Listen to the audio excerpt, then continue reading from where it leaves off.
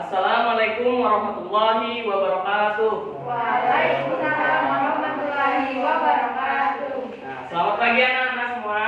Pagi, Pak. Nah, kira-kira bagaimana kabarnya hari ini?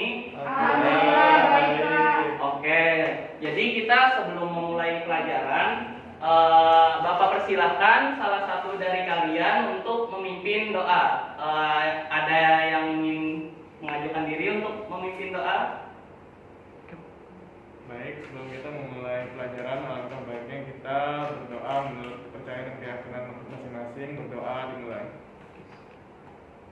Berdoa selesai. Ya, alhamdulillah. Semoga ilmu yang kita dapatkan hari ini bermanfaat bagi ananda sekalian.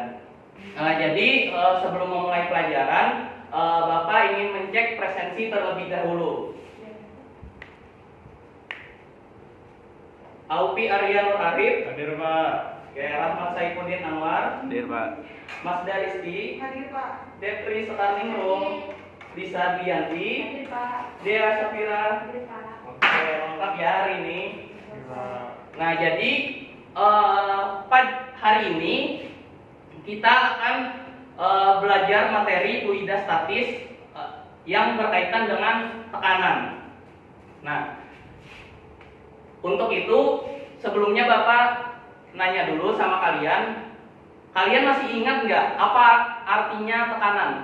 Kira-kira siapa yang ingin berpendapat terlebih dahulu? Dipersilahkan mengacungkan tangannya.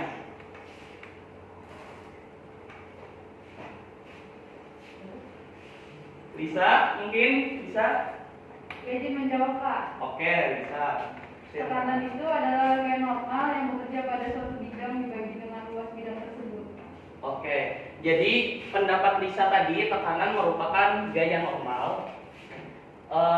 Apa tadi Lisa? Gaya normal yang bekerja pada suatu bidang dibagi dengan luas bidang tersebut. Oke, jadi menurut Lisa gaya normal yang bekerja pada suatu bidang dan dibagi dengan luas bidang tersebut. Nah, itu pendapat dari Lisa. Bagaimana pendapat dari teman-temannya yang lain?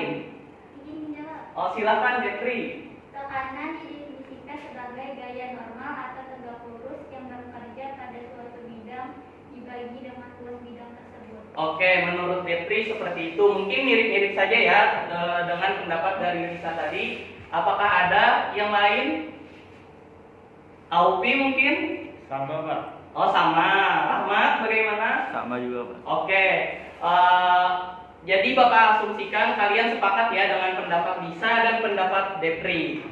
Nah, jadi begini, tekanan merupakan besar gaya pada suatu bidang. Jadi rata-rata gaya dari suatu bidang, misalkan kita gambarkan ini sebuah bidang, terus diberikan gaya.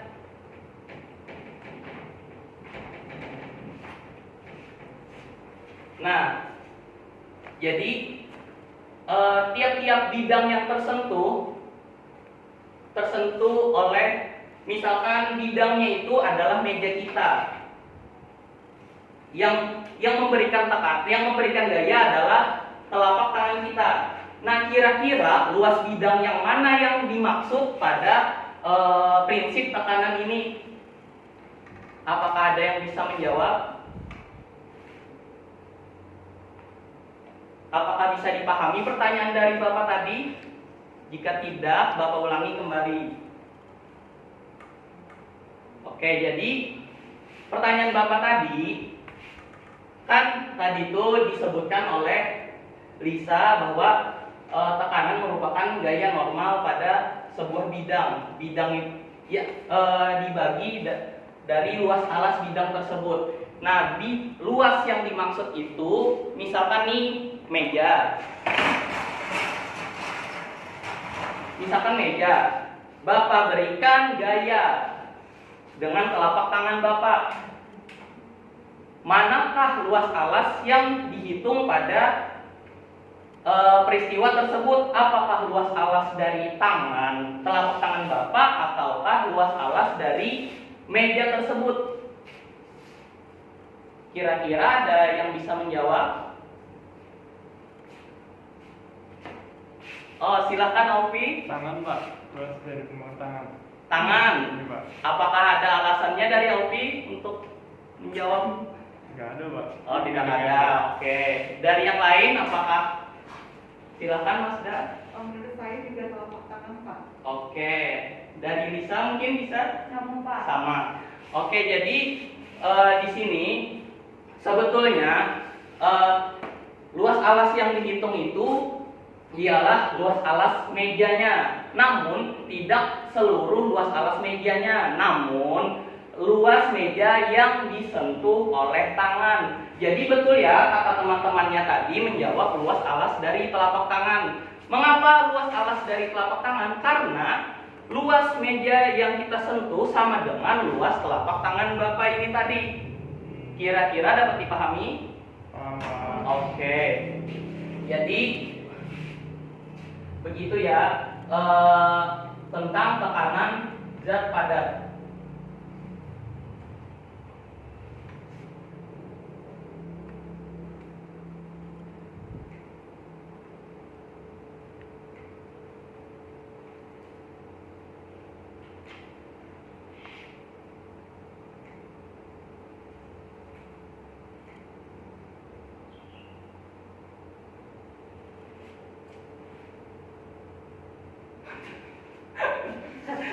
Satu, karena mau.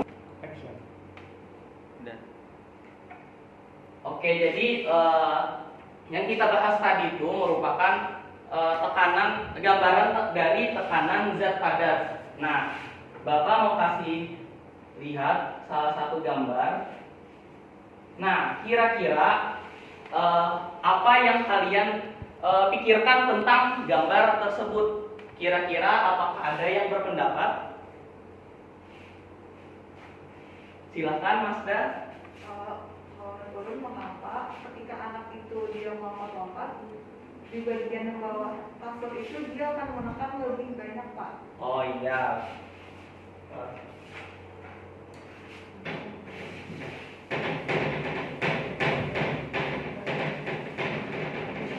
Jadi mungkin ini kita umpamakan kasur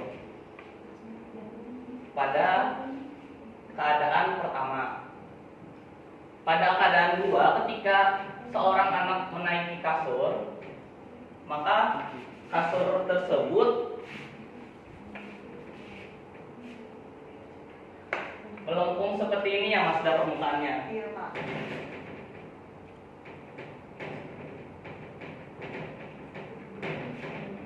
Nah, terus peristiwa apa lagi yang terjadi pada gambar tersebut? Kira-kira apakah ada yang mau berpendapat tentang gambar tersebut? Dea Safira mungkin?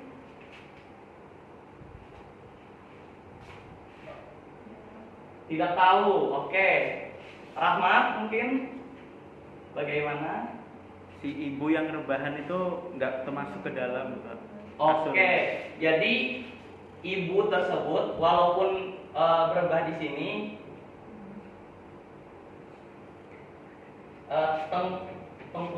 tengkurap lah kita ibaratkan, tidak mempengaruhi permukaan dari kasurnya seperti itu ya Rahmat. Nah, kira-kira mengapa bisa terjadi seperti tersebut? Nah, anak dapat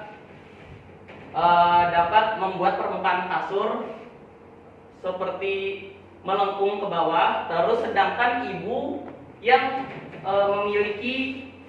tentu memiliki berat tubuh yang lebih tinggi tidak membuat kasurnya melengkung ke bawah seperti itu. Kira-kira mengapa terjadi seperti ini?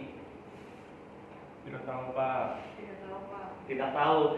Nah, jadi di sini walaupun seorang ibu ini memiliki berat badan yang lebih besar daripada anaknya, namun posisi ibu tersebut seperti tiduran. Nah, posisi seperti tiduran itu tentu memberikan tekanan dengan luas alas yang cukup besar. Nah, sedangkan pada anak yang berdiri ini memberikan tekanan sebesar telapak kakinya ini saja luas alasnya. Nah, jadi ketika kita memberikan gaya pada bidang tertentu dengan luas alas yang kecil seperti ini, tentu tekanannya akan lebih besar. Oke. Nah, sedangkan ibu memberikan tekanan pada suatu bidang ini namun dengan luas alas yang cukup besar, jadinya tekanannya jauh lebih kecil daripada anaknya ini tadi. Nah, jadi di sini variabel yang berhubungan dengan tekanan itu ialah luas alasnya ya.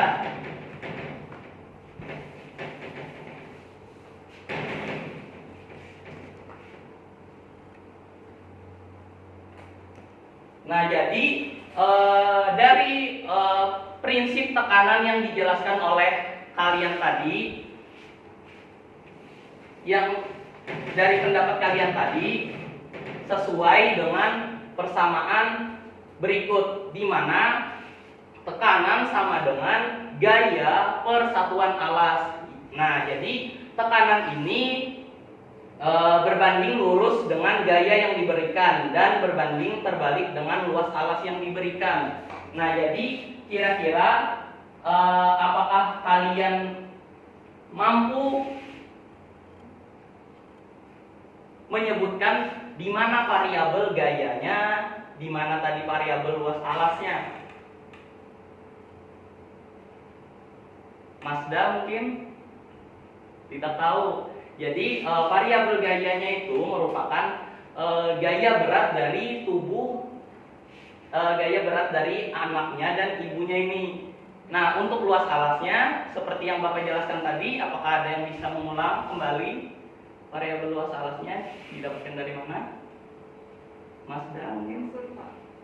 Dari kasurnya yang ditekan oleh anak dan ibunya. Oke. Kira-kira dapat dipahami?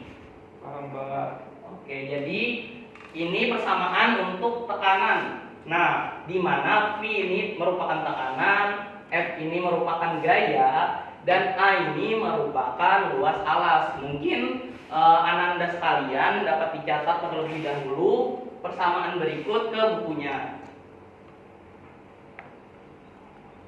Sebelum itu, Bapak ingin menanyakan, apakah kalian tahu satuan dari tekanan? Ada yang bisa menjawab? Apa satuan dari tekanan? Dea Safira mungkin? Newton. Oke. Kata Dea, satuan dari tekanan itu adalah Newton. Apakah ada pendapat lain? Bagaimana, Depri? Pascal. Oke. Kata Depri, satuan dari tekanan itu adalah Pascal. Oke, adakah pendapat lain? Atau setuju dengan pendapat Dea atau setuju dengan pendapat Depri? Bagaimana, Mas? Menurut saya N per M kuadrat, Pak. Oke, menurut Rahmat N per M kuadrat. Bagaimana? Adakah pendapat lain? Sama, Pak. Sama. Oke. Lisa bagaimana? Sama. Jadi kita mulai dari F per A-nya dulu. Jadi satuan F per A yaitu N per A itu ialah meter kuadrat atau meter persegi. Jadi tekanan itu betul kata Rahmat tadi ialah Newton per meter persegi, karena Newton itu merupakan satuan dari gaya dan A itu meter persegi itu merupakan satuan dari alas. Nah, namun untuk menghargai ilmuwan yang menemukan prinsip tekanan itu, maka disebutlah namanya sebagai satuan tekanan, yaitu Pascal. Betul kata Devri tadi. Jadi Pascal ini sama dengan Newton per meter kuadrat atau Newton per meter persegi. Kira-kira Anda sekalian dapat dipahami? Oke. Bapak harap apa yang Bapak jelaskan tadi itu bisa dicatat oleh anak-anak sekalian.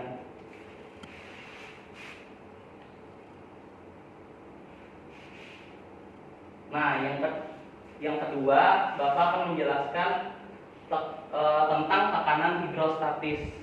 Nah, tadi kan sudah Bapak jelaskan bagaimana prinsip dari tekanan. Nah, kira-kira ada yang tahu nggak apa arti dari hidrostatis?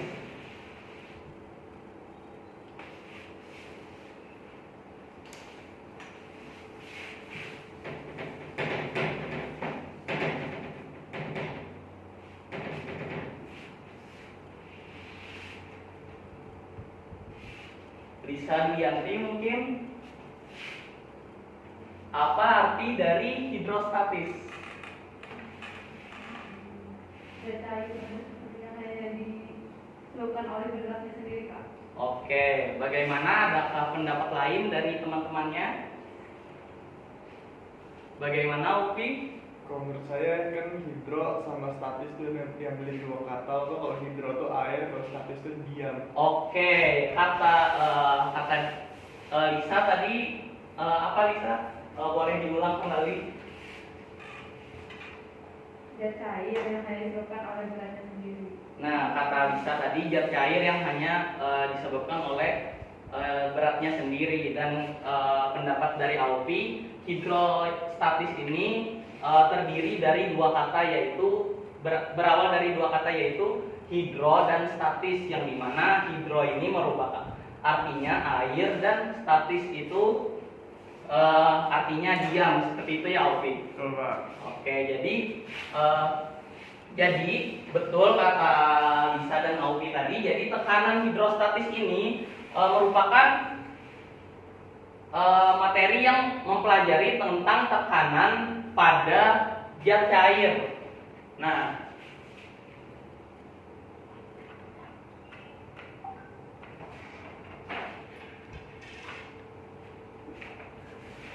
menurut kalian bagaimana pengaruh tekanan zat cair ini pada sebuah koin yang Bapak masukkan ke dalam wadah?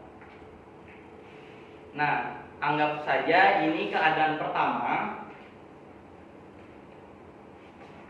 Terus keadaan kedua, Bapak tambahkan lagi airnya.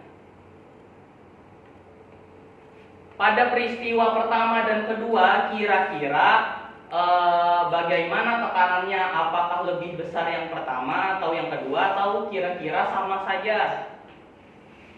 Bagaimana anak-anak?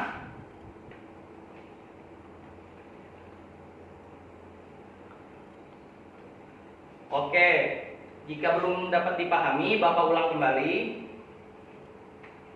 Jadi, pada sebuah wadah, Bapak masukkan koin. Nah, terus Bapak masukkan air. Anggap saja ini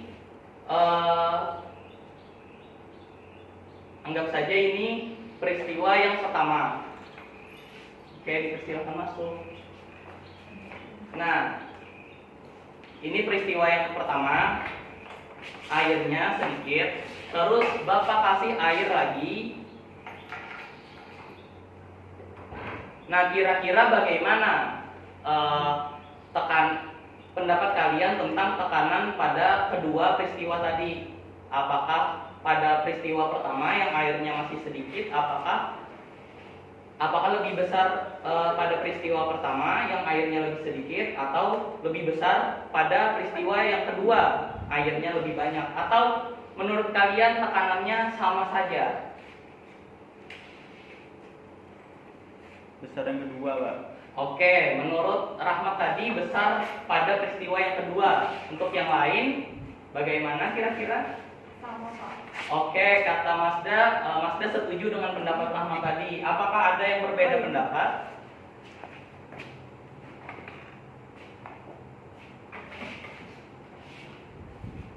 Bagaimana, Upi? Sama Pak. Sama tekanannya kah pada Sama peristiwa? Rahmat. Oh, sama dengan pendapat Rahmat. Oke. Nah, jadi kita analogikan.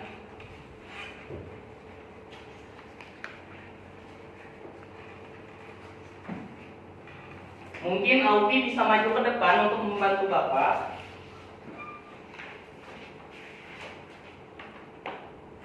Bapak boleh minta tangan Aupi seperti ini.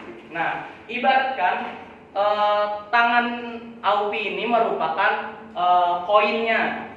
Nah, kita asumsikan buku ini merupakan zat cairnya. Kita asumsikan saja buku ini memiliki kerapatan massa yang sama. Jadi, mari Aupi. Nah, anggap saja ini keadaan pertama. Seperti yang Bapak contohkan tadi.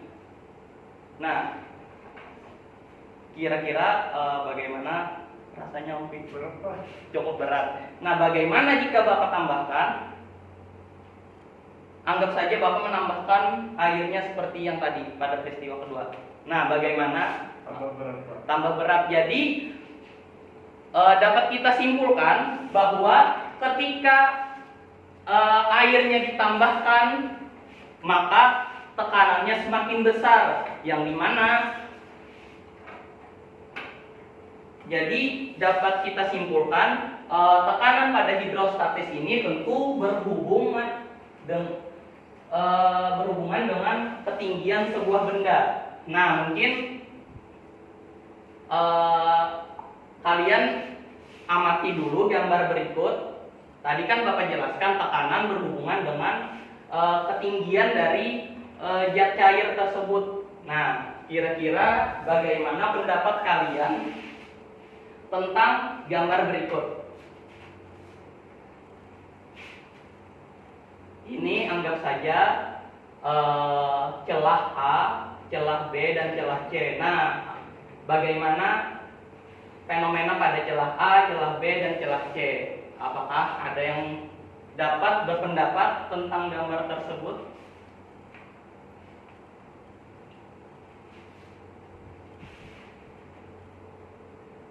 Kira-kira bagaimana, Mazda? Kalau menurut kenapa jadi lubang yang paling bawah itu justru memanjang lebih jauh dibandingkan dua lubang di atasnya Pak? Oke, jadi Mazda tadi bertanya, mengapa pada celah C itu kecepatan aliran airnya lebih laju daripada aliran air pada A, celah A, dan celah B. Seperti itu ya, Mazda? Iya Pak. Oke. Nah, apakah ada teman-teman yang bisa menjawab dari pertanyaan Mazda tersebut? Karena tekanan yang berada di C itu lebih besar Pak. Nah, karena tekanan yang berada di C itu lebih besar, kata Aupi. Kira-kira mengapa tekanan pada celah C ini lebih besar daripada tekanan pada celah A dan celah B? Apakah ada yang bisa berpendapat? Depri mungkin? Bagaimana Depri? Tidak tahu. Oke. Bagaimana Nisa?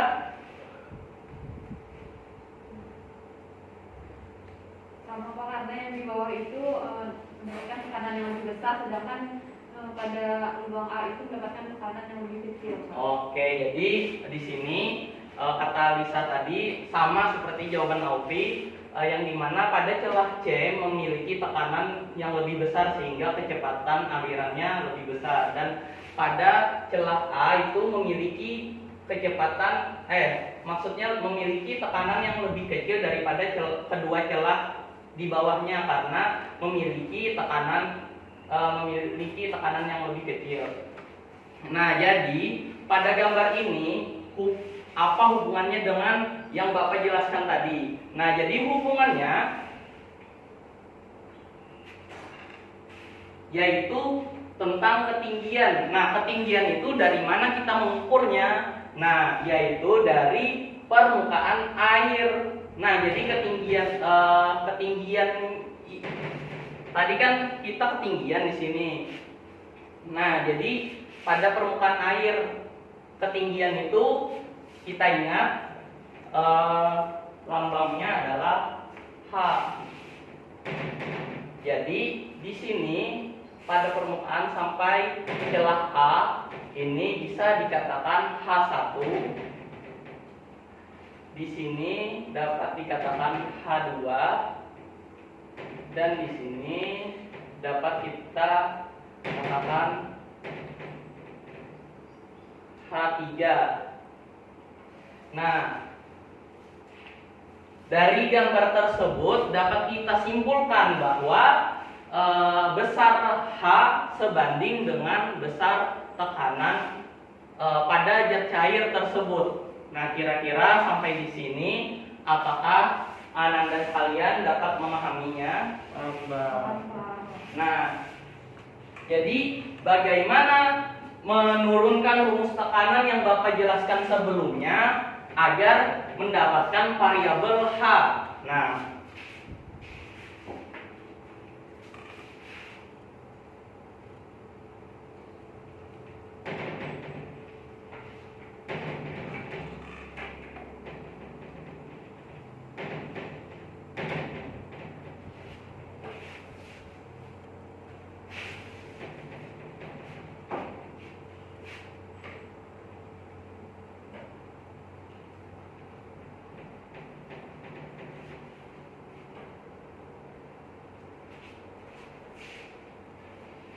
ini Bapak gambarkan sebuah gelas seperti pada peristiwa yang Bapak contohkan tadi, dan ini koinnya.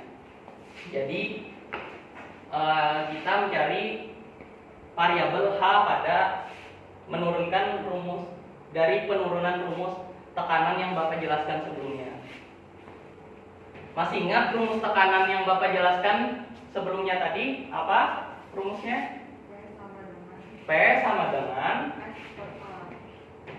F per A, yang dimana F tersebut dalam kasus ini merupakan gaya berat.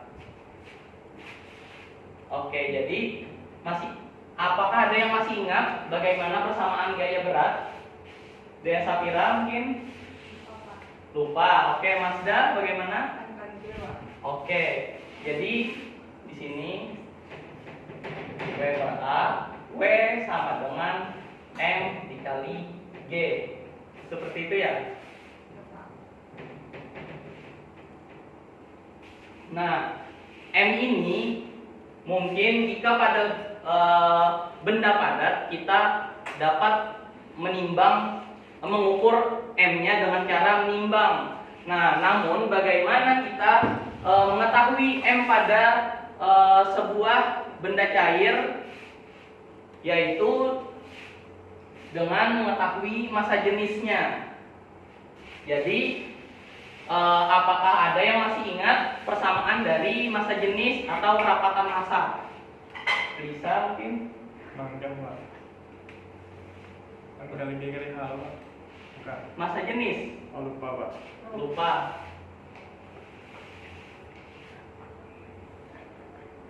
Bagaimana, Upi? Ampere, Pak. Nah, apa rumus simbol dari massa jenis atau kerapatan massa itu? Rho. Rho. Oke. Rho sama dengan M per P.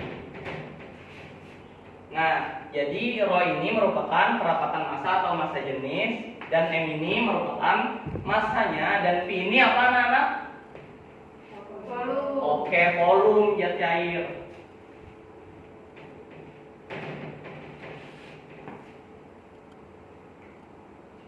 Jadi untuk merubah masanya itu sehingga kita pindah ruaskan pi-nya ke sebelah. Jadi untuk ruas di sini sisa massa dan ruas di sini sisa rho dan pi. Maka masanya kita rubah menjadi rho dikali pi.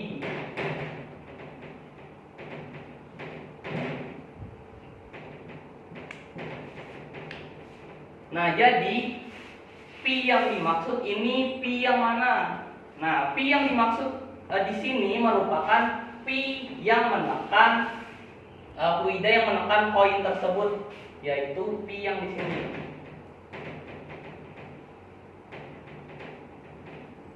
Begitu ya.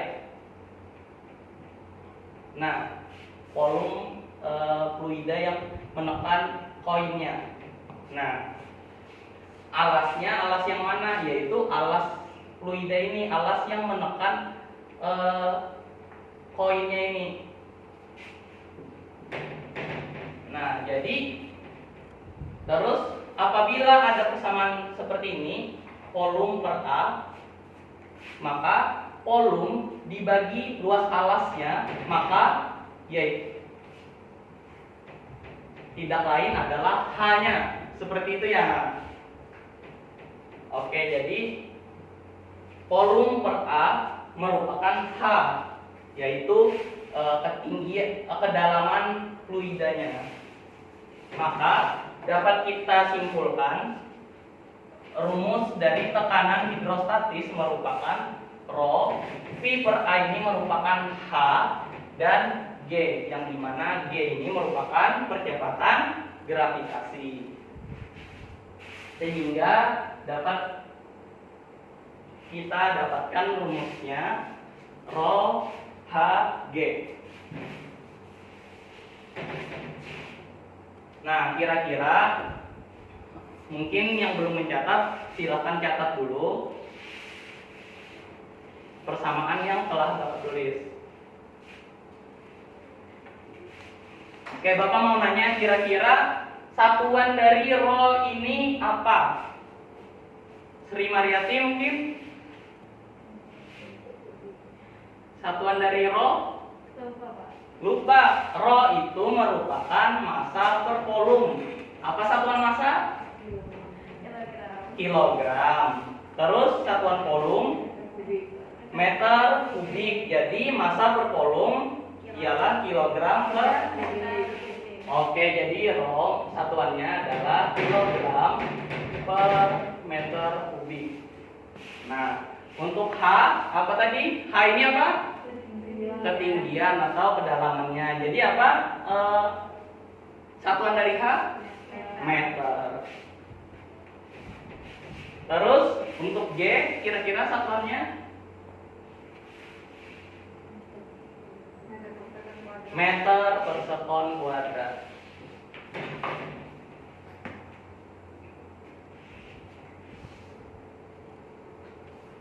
Oke.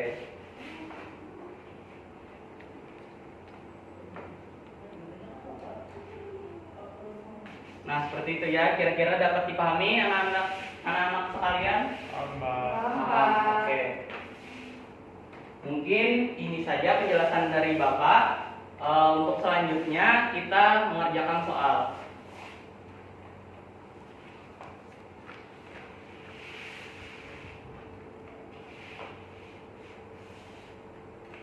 Oke, sudah mengerjakan soalnya anak-anak sekalian? Sudah, Pak. Oke, kumpulkan pada Bapak.